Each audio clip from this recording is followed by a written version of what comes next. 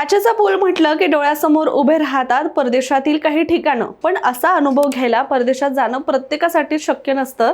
मात्र आता हाच अनुभव पुणेकरांना त्यांच्याच शहरात मिळणारे पुण्याचं वैभव मानलं जाणाऱ्या प्रसिद्ध गणपती मंदिराच्या परिसरामध्ये लवकरच एक भव्य काचेचा पूल उभारला जाणार असून त्यामुळे श्रद्धा आणि आधुनिकतेचा एक अनोखा संगम आता अनुभवायला मिळणार आहे।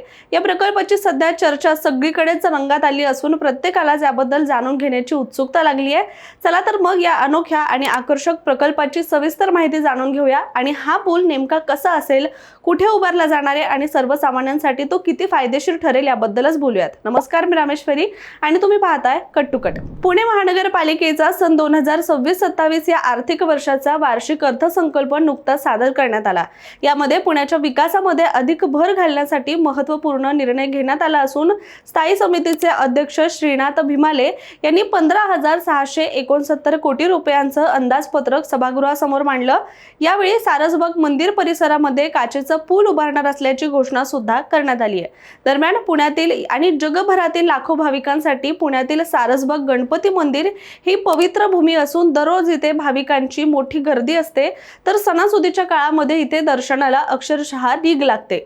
आता इथे भक्ती आणि आधुनिकतेचा अनोखा संगम पाहायला मिळणारे तळ्यातला गणपती म्हणूनही ओळखल्या जाणाऱ्या या ठिकाणी भाविकांसाठी एक मोठा आणि महत्त्वाचा बदल केला जाणार आहे। सारसबागेच्या मुख्य प्रवेशद्वारापासून ते थेट मंदिरापर्यंत काचेचा भव्य पूल उभारला जाण्याचा निर्णय हा घेण्यात आलाय। याचं कारण म्हणजे जर या मंदिर परिसरात तुम्ही गेला असाल तर तुमच्या लक्षात येईल की प्रवेशद्वारातून काही पायऱ्या उतरून पुढे आलं की गणपती मंदिरात जाण्यासाठी पायऱ्या चढून वर दर्शनासाठी जावं लागतं, पण इथे आलेल्या अनेक ज्येष्ठ नागरिकांना बऱ्याचदा या पायऱ्या चढताना आणि उतरताना प्रचंड त्रास होतो। काहींना वयोमानानुसार चढता सुद्धा येत नाही आणि दर्शन घ्यायला जमत नाही।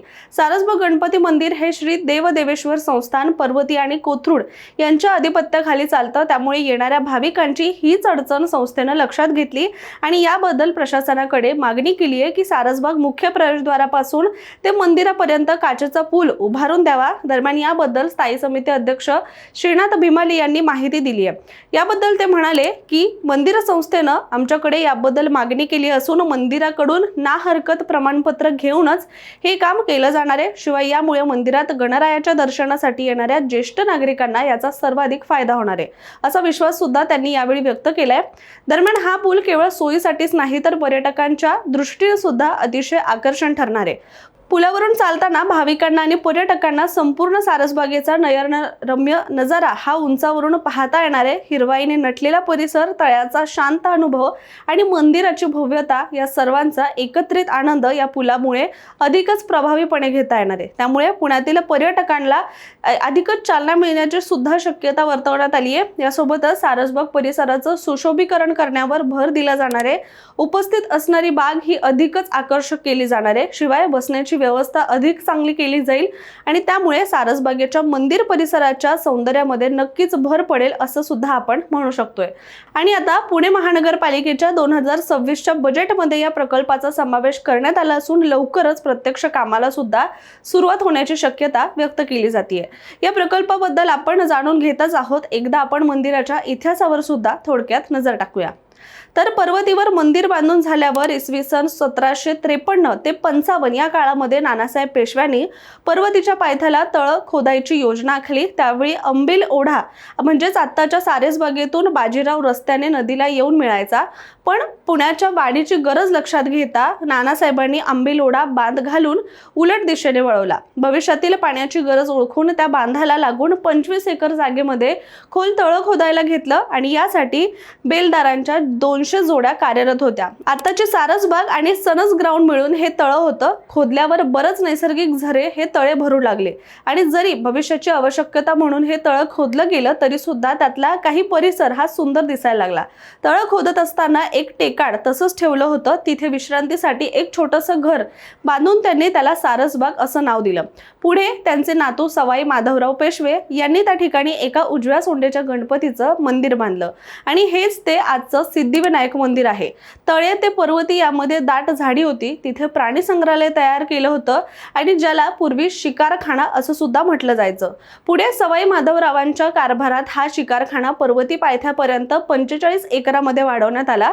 पुणे महापालिकेने 1968 मध्ये या दुरावस्थेतील तळ्याचं दुरुस्ती आणि इतर काम करून त्या ठिकाणी आजची सारसबाग तयार केली. आता आपण अशा मुद्द्यावर बोलणार आहोत, ते म्हणजे अनेकांना पडलेला प्रश्न की काचेचाच पूल का उभारला जातोय. तर काचेचा पूल म्हटलं की अनेकांच्या मनामध्ये थोडीशी भीती आणि तितकीच उत्सुकता निर्माण होते. पण प्रत्यक्षात हा पूल जितका आकर्षक दिसतो तितकाच तो सुरक्षित आणि तंत्रज्ञानाच्या दृष्टीने सुद्धा अत्याधुनिक मानला जातोय. काचेचा पूल बांधत असताना साधी काच वापरली जात नाही, तर विशेष टेम्पर्ड आणि लॅमिनेटेड काच वापरली जाते. ही काच अनेक थरांची असते आणि प्रचंड वजन सहन करण्याची क्षमता तिच्यामध्ये असते.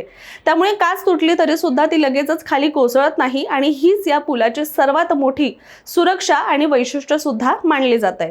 या पुलाचं आणखीन एक खास आकर्षण म्हणजे त्याचा पारदर्शकपणा. पुलावरून जाताना खालील दृश्य हे स्पष्ट दिसत असल्यामुळे असे पूल हे पर्यटनासाठी मोठं आकर्षण सुद्धा ठरतात. सुरक्षेच्या दृष्टीने सुद्धा त्या पुलांवर विशेष लक्ष दिलं जातं. एका वेळी ठराविक संख्येपेक्षा जास्त लोकांना प्रवेश दिला जात नाही.